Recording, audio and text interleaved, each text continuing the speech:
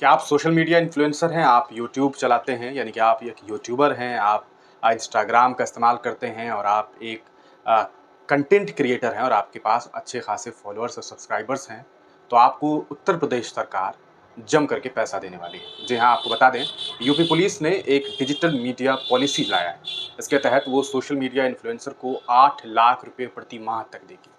अब आप सोच रहे होंगे कि आखिरकार यूपी की सरकार ने ऐसा क्या कानून बनाया है, ऐसी कौन-सी पॉलिसी वो लेकर के आए हैं। डिजिटल मीडिया पॉलिसी के तहत ये यूपी सरकार सोशल मीडिया इन्फ्लुएंसर को अच्छा खासा रकम देने वाली है। इसके एवज में आपको बस एक काम करना होगा, वो काम है यूपी सरकार के द्वारा किए गए काम के बारे में आपको लोगों को बताना है। उनके जो स्कीम्स हैं, उनकी जो उपलब्धियाँ हैं, उसके बारे में आपको लोगों को बताना होगा।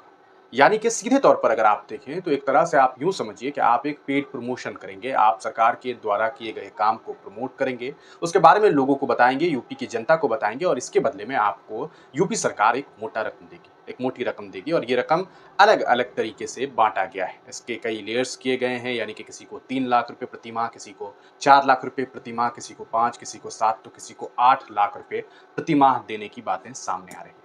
लेकिन इस पूरे मामले में एक और बात सामने आई है, वो ये कि इसी कानून के तहत, अगर इसी पॉलिसी के तहत अगर आप कोई देश विरोधी बात करते हैं या कोई आपत्तिजनक बातें सोशल मीडिया पर लिखते हैं, कुछ साझा करते हैं, तो आपके ऊपर कानूनी कार्रवाई होगी। और अगर आपने कोई देश विरोधी कंटेंट अपलोड किया है, तो इसके लिए आपको उम्र कैद तक की सज़ा दी जाएगी।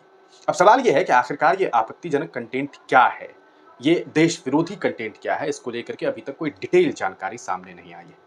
सोशल मीडिया इन्फ्लुएंसर को लेकर के ये खबर जब से सामने आई है, तब ऐसे में राइट विंग के कई सारे लोग काफ़ी खुश हैं। उन्हें लग रहा है कि हम तो सरकार के लिए काम करते ही थे, सरकार की चीज़ों को प्रमोट करते ही थे, तो अगर अब हम प्रमोट करेंगे तो हमें काफ़ी सारा पैसा मिलेगा। लेकिन सवाल उन लोगों का है जो एक इंडिपेंडेंट जर्नलिस्ट हैं और जो सच लिखते हैं, जो झूठ के खिलाफ आवाज़ बुलंद करते हैं। क्या ऐसे लोगों के लिए भी ये कानून आया है, ये पॉलिसी आई है? क्या उन्हें भी वो पैसा मिलेगा अगर वो सरकार की नाकामयाबियों को बताएँगे?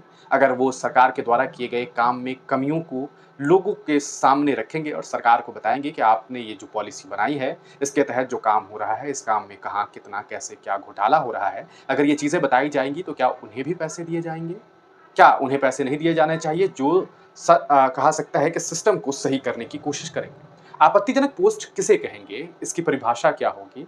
ये क्या है? ये भी समझने की ज़रूरत है। आखिरकार इसके पीछे क्या वजह होगी? क्या कोई इंसान अगर सरकार के खिलाफ कोई बात लिखेगा, कोई सरकार की पॉलिसी के खिलाफ कोई बातें लिखेंगे तो क्या उनके ऊपर भी कार्रवाई होगी? क्या कोई अगर पुलिस प्रशासन के द्वारा की गई कार्रवाई पर सवाल खड़ा करेगा तो क्या ऐसे लोगों के ऊपर भी कार्रवाई होगी?